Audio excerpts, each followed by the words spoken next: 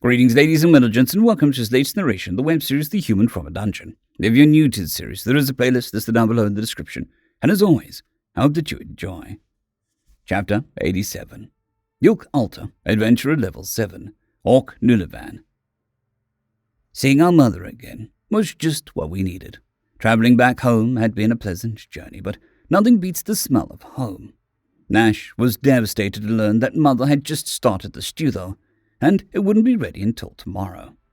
We opted to grab a bite to eat at the Adventurers Guild and invited Mom to join us, but she had other plans for dinner.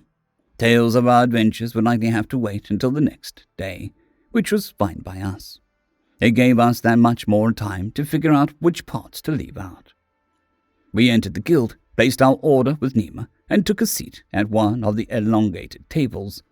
Nash likes sitting in the middle of the tables for some reason. Speaking of stuff that Nash likes. "Should we check our levels?" I asked Nash with a grin. "Maybe after food. I'm starving," he replied, ignoring the jab and blushing slightly. I chuckled slightly, but felt a small pang of envy, not because I have any sort of amorous feelings towards Nima, but because I've never felt that way that they do. At least, I don't think so. I've been told that I'm quite clueless when it comes to romantic situations. I'll admit that the art of flirting requires a conversational subtlety that eludes me most of the time, but I definitely feel like I would know if a woman liked me in that manner. And no matter what anyone tells me, I still feel like puns and wordplay aren't the best indicator of romantic interest. "I heard somebody say food," a booming voice from behind me said. Nash and Nick's eyes widened, and I turned around to find Thundra Gruntov standing behind me. The absolutely massive orc beamed at us. I glanced back at my brothers and caught Nick instinctively placing a hand on his stomach. Nash recovered from his shock first. "Thundra, good to see you again," he said. "What brings you to these parts?" The big brawler took the question as an invitation and plopped down into the empty seat next to me and directly across from Nick. "Caught in a caravan that happened to be headed this way. Stumbled on the job after a group split, and it paid well enough that I decided to take a little vacation." "The group split?" I asked. "Well, yeah, we aren't exactly a long-term team. I brought up becoming one, but Joni and Yusuf wanted to take a break and take some of the coin we earned. Matri had some personal stuff to deal with, so being the last remaining member of the group, I started looking for jobs. Could never have enough coin. And found one that brought me this way. Figured it was the best chance to see you lot again." Thunra sat with a grin on his face, as if expecting us to ask why he wanted to see us again. Nick, Nash, and I shared a glance, and it was apparent that we all were aware of the reason. We sat there awkwardly for a moment before Nick let out a small sigh. Why did you want to see us again, Thunra?" Nick asked in a slightly sarcastic tone. "To train you," Thunra laughed. "You showed promise, kid. With my help, you'll be the full-class brawler in just a couple months, maybe a year." "Oh, well, I'm actually going to be enrolling in the Magic Academy." "The what?" "High Chief Udamark is heading up a creation of a school dedicated to the study of magic in Kakena," I explained. "I'll be teaching there, and Nick is wanting to be a student." "Oh, really?" the mountainous orc frowned. "When did they get that built?" "It's not finished yet. The High Chief said that it would take a couple of weeks." "Perfect. We can train in the meantime," Thunra grinned. "Since we're in the village, you'll be able to get food and rest, which will help you learn even faster. Then once you're done schooling, we can tackle your training proper. You'll be a brawler mage. Imagine a fireball with one hand and a fist in the other." Thunra let out a hearty laugh. Nick, however, looked as if he was struggling not to vomit, or perhaps cry. Nick paused to collect himself. "I was kind of hoping to." "Thundra's got a good point," Nash said with an evil chuckle. "You're already as far as I can take you with the sword, so." "You're already as far as I can take you with the sword, so focusing on magic will be good. But failing to take the opportunity to gain some more hand-to-hand combat skills would be foolish." Nick looked at me, his eyes begging for help. The gaze reminded me of a papa begging to go for a walk, and would normally be rather effective. "Unfortunately, I agree," I said, tactfully avoiding Nick's pleading gaze. "The stronger we become, the better odds of us getting you home." "But it's settled," Thunra said, reaching across the table and patting the deflated human on the shoulder. "I'll be seeing you boys tomorrow at the training pit." "You're not going to join us for dinner?" I asked. "Huh, Oh, you mean what I said earlier? Nah, I was just kidding. I already ate, he laughed. Thought it would be a funny way to announce myself. Thunder's hefty mass rose from next to me, and we said our farewells. Nash and I glanced at Nick, who had the visage of someone who was just being told about their upcoming funeral, and shared a look of mirth. The human's aversion to painful trading spoke a lifetime of soft living. And while on some levels it was pitiable, on others it was pretty amusing.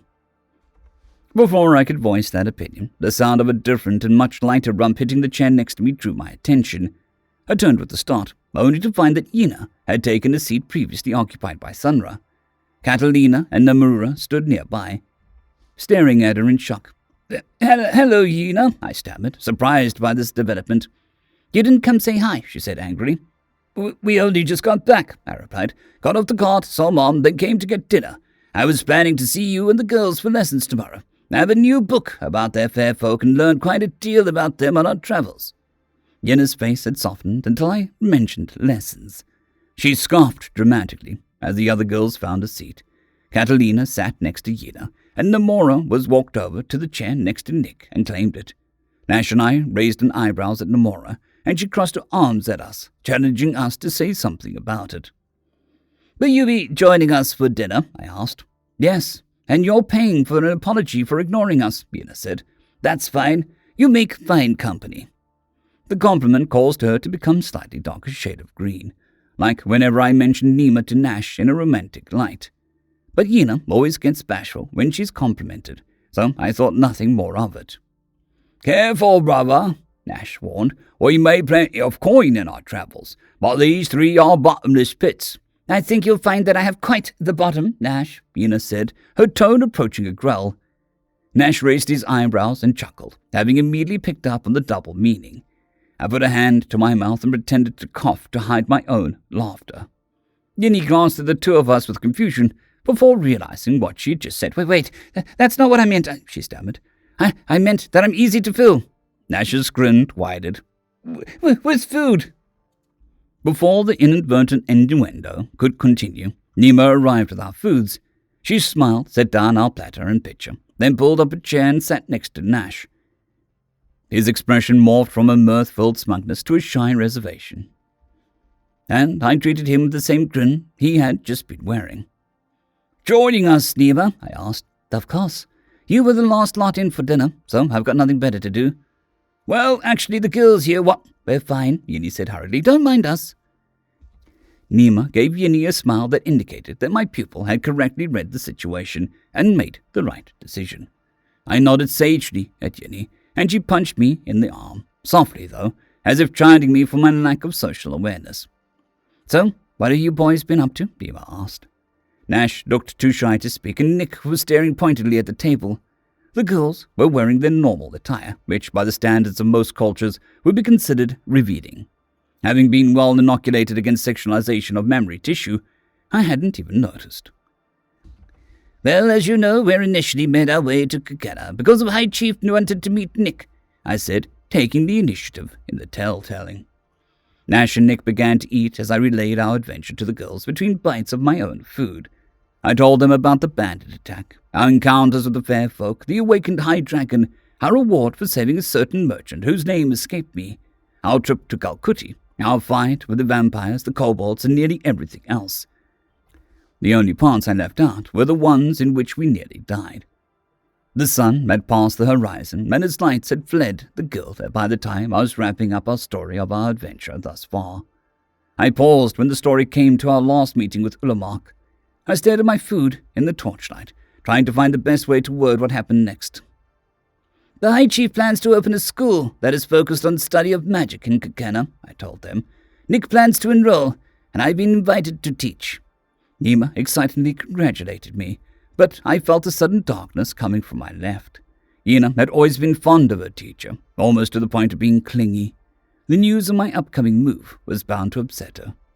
I glanced at my pupil, but instead of anger, I saw resolve. How do I enroll? She asked.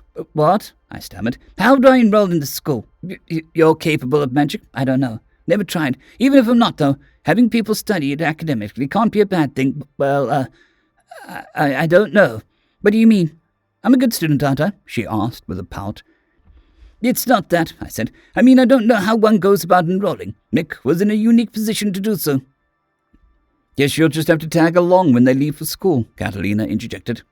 I'll do the same, Nomura replied. I've been wondering if I have any sort of magical aptitude. Nash had recovered from his bashfulness and returned to the look I gave him when Nima had sat next to him. I looked at him with bewilderment. Nick was staring at me with raised eyebrows. I took a moment to recover from my shock and leaned back in my chair.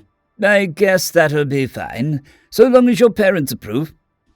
Yuk, we're only a couple months younger than you are, Edie sighed. Even if our parents aren't fine with it, they can't stop us. I know, but I'd rather not get angry mail from them. Your mother has a penchant for targeting insecurities and quite the way with words.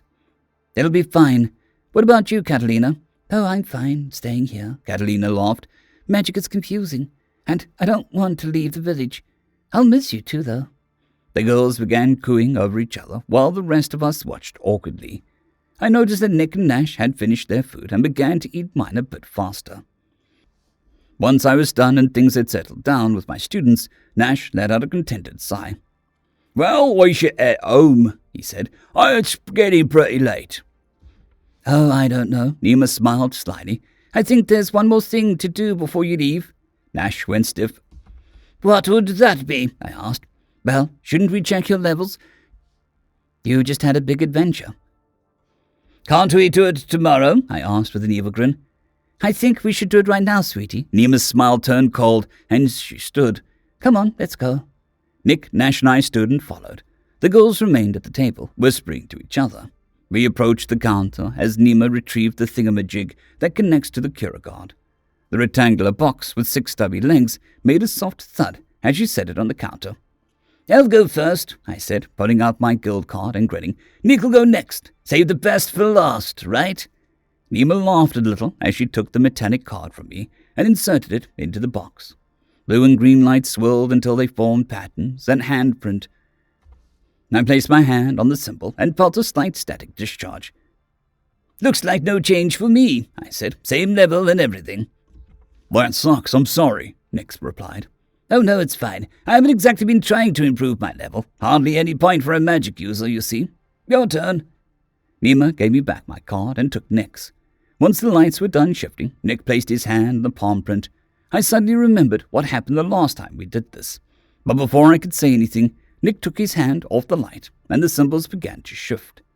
The human didn't look injured, so I turned my attention to what the box said. Oh, you're level 9 now, I said, suddenly worried about Nash's response. Congratulations. Thanks, he replied nervously, likely for the same reason. Nash, however, seemed to be 1,000 miles away. I kind of felt the same way, actually. Nash had agreed to court Nima once he was level 10. There was a resultant change of lifestyle, and I would get far less time with my brother. My role as teacher in Kakena would exacerbate that. I always knew this day would come, of course. He or I would get married and have children, or we would take a different path in our careers. Then we would be limited to seeing each other whenever we got the chance. Part of me hoped that he was still only level 9. I'd rather have him grumble about Nick being an upstart than face the cold reality that awaits. He gave Nima his guild card and swallowed heavily. Nima gave Nick back his card and put Nash's into the box. We all held our breath as Nash reached out and placed his hand onto the hardened light. Once he took his hand away, Nima and I gasped as the symbol shifted. Nash looked back and forth between us. You're level 11, I managed to say. Nash and I shared a look, knowing exactly what this meant. His courtship with Nima would cause us to drift apart for the first time in over a decade. We gave each other a solemn nod. Then Nash turned to Nima with a smile. Marry me, he said. End of chapter. I would like to thank our T5 members and patrons, Casper Arnholtz, Jon Creighton, W.R.E, 050, Dragzoon W.R.E, and Elijah Silvercross. Thank you very much.